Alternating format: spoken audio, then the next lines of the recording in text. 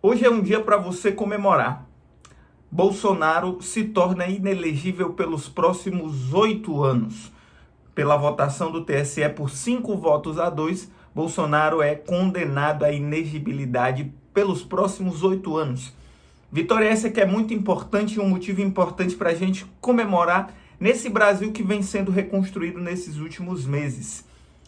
Bom, o relatório, o pedido, a denúncia foi feita pelo PDT, alegando que o Bolsonaro, no evento diplomático mais louco da história, como diz o Medo e Delírio em Brasília, se utilizou da máquina pública, da máquina estatal, para descredibilizar o sistema eleitoral e, além disso, fazer campanha eleitoral utilizando-se da estrutura da própria presidência da República, ele que disputava a reeleição. Além disso, Bolsonaro, se a gente for colocar mais a fundo nisso, ele cometeu um crime que lesa a pátria, que deslegitima e que criou um discurso de deslegitimar nosso sistema eleitoral para outros países. Ele, que era para ser o representante do país, jogou contra nesse momento. E por que a gente deve comemorar essa decisão? Nós devemos comemorar porque o Bolsonaro é um fascista. E outra, é importantíssimo que ele comece a ser responsabilizado pelos diversos crimes que ele cometeu. Então, foi uma votação que nem foi tão apertada assim, por 5 votos a 2, não teve pedidos de vista, A gente já sabia quem ia votar a favor, por exemplo, Cássio Cuncar votou contra a inegibilidade, Não foi a chapa toda cassada, o Braga Neto não foi considerado responsável aí nesse processo, mas o Bolsonaro, que é o mais importante, foi cassado. Bom, quais são os próximos passos? Eu acho que o primeiro passo hoje é você abrir uma cerveja e tomar aquela cerveja gelada com um alívio e com uma alegria muito grande. Porque Bolsonaro planejou um golpe, tentou dar um golpe de Estado e não conseguiu porque fechou todas as portas internas e externas para a efetivação desse golpe que ele tanto queria. Mas isso não é o suficiente.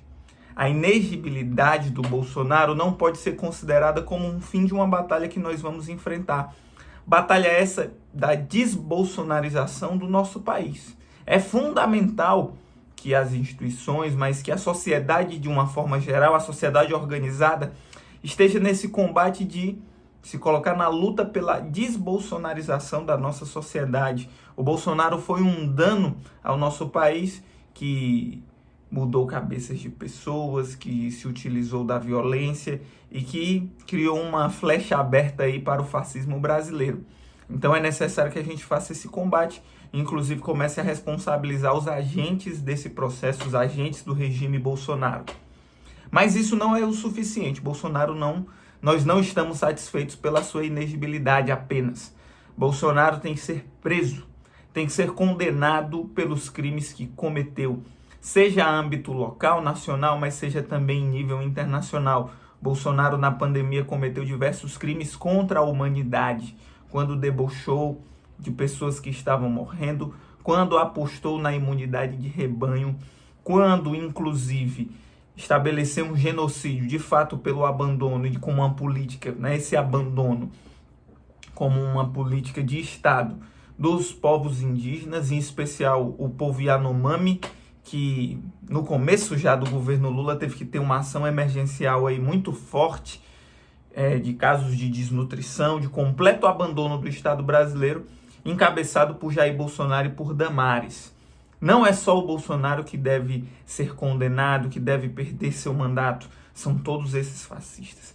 Mas a gente não deve esperar sentado isso vindo do Congresso ou necessariamente vindo do STF. A gente sabe os limites que essas instituições têm. É necessário que nós estejamos muito atentos nesse momento e continuarmos reivindicando, sem anistia para esses militares, porque nós já erramos muito em termos dado anistia aos torturadores da ditadura civil-militar brasileira e nós não podemos perder essa oportunidade. Talvez essa oportunidade seja a última. Nunca tivemos na história desse país os militares tão descredibilizados pela sociedade brasileira. Então nós temos uma responsabilidade histórica muito grande e, além disso, nós temos uma oportunidade, uma janela de oportunidades históricas.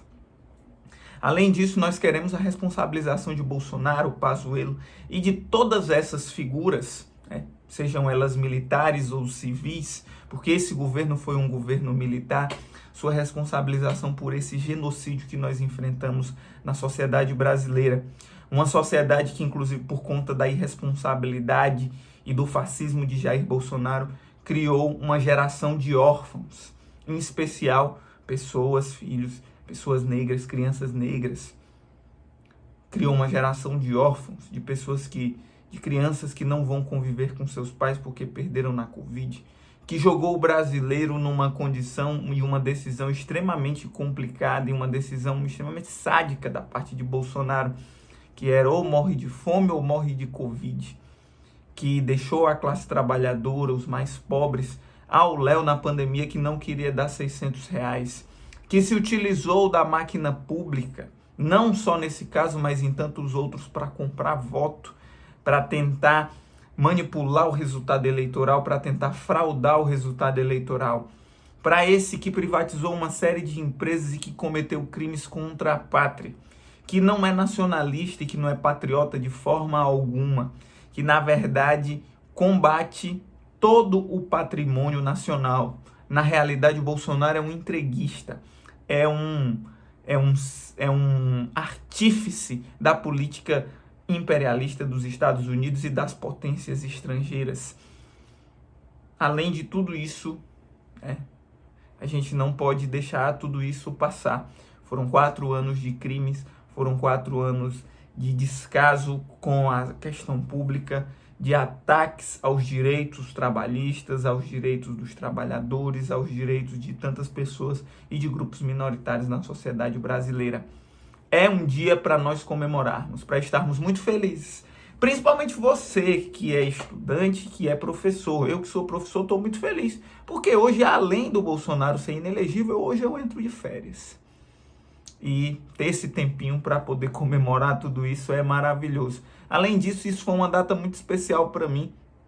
A minha esposa concluiu a graduação dela em pedagogia, defendeu a sua monografia, um momento muito importante para a gente, quando um filho da classe trabalhadora alça e se forma e se gradua na universidade pública. A gente sabe muito bem o quanto é difícil nós estarmos nesse lugar ainda.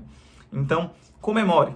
Abra a sua cerveja, tome o seu suco, o seu refrigerante, comemore, abrace as pessoas que você gosta. Você que sofreu, nós que sofremos tanto, nós que perdemos pessoas queridas por conta de um governo genocida e por conta de uma figura que é um verdadeiro fascista. Não há mais parâmetro para a gente não dizer quem Bolsonaro é e o que ele representa. Politicamente, isso também é uma vitória para nós. Porque algumas pessoas podem até dizer que a mídia e os bolsonaristas que ficaram tentem se colocar nessa condição e nesse lugar de sucessor ou de figura que herda esse escopo político aí do Bolsonaro. Bom, nós nunca tivemos no Brasil uma transferência total de votos. Não. E outra coisa, o bolsonarismo e o Bolsonaro é um movimento político centrado na figura de um indivíduo, que é o Bolsonaro. O Bolsonaro é uma figura que é carismática e que angariou esses votos e que angariou essa multidão de pessoas. Nenhuma outra figura, talvez, que esteja ali ao seu redor e que esteja próximo, talvez represente ou traga ou movimente e mobilize tantas pessoas como o próprio Bolsonaro conseguiu fazer. Isso não é fácil. Não se transfere 100% de votos. Nem o Lula, quando tinha 80% de popularidade, conseguiu transferir essa popularidade, essa aceitação para Dilma, por exemplo. A Dilma, em 2 eleições, disputou o segundo turno. Em 2010, quando o Lula tinha muito apoio popular, a Dilma teve que disputar um segundo turno, não ganhou as eleições no primeiro turno. Então, mesmo para figuras muito populares, muito carismáticas, isso é muito difícil. É um alívio para a gente. Não só naqueles aspectos, mas do ponto de vista político, porque você racha, fratura a base bolsonarista e você deixa esses grupos aí órfãos, sem uma liderança política viável do ponto de vista eleitoral. Porque o Bolsonaro era o que tinha viabilidade, que unificava esses diversos grupos.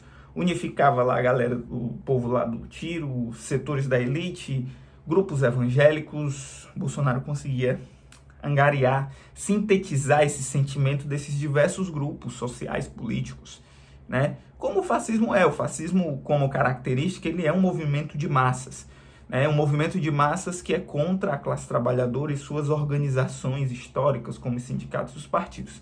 É diferente, por exemplo, do caso do Lula. Embora o Lula seja uma referência, né, e aí sociólogos, cientistas políticos analisem o Lula, né, o lulismo, como um grande fenômeno que surge a partir de 2006, com essa mudança de perfil eleitoral, né, o André Singer faz essa análise, com essa mudança de perfil eleitoral do Lula, o Lula deixa de ter votos na classe média e passa a ter voto desse setor médio não, setor pauperizado, que é beneficiado, que foi o mais beneficiado pelas políticas sociais, né, essa parcela da sociedade brasileira que é mais vulnerável, o que ele chama de subproletariado. Foi esse setor que reelegeu o Lula e elegeu a Dilma. Embora o Lula seja essa figura tão representativa, né, o Lula não é uma figura centrada somente nele como indivíduo. O Lula é a representação histórica de um movimento político e, além disso, ele representa um partido político. O Lula não é um indivíduo e não é um movimento centrado nele. O Lula é a principal liderança de um partido importantíssimo para a história do Brasil, que é o PT.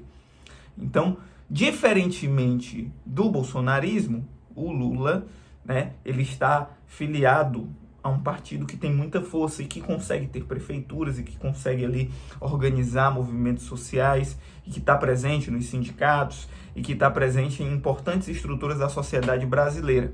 Já o bolsonarismo não, o bolsonarismo é centrado na figura de um indivíduo. Então, resultado dessa inelegibilidade, palavra difícil, né? Quase um trava-língua, fratura também a base bolsonarista. Você não consegue ali, não tem figuras que sintetizem, que articulem essa base de uma forma geral.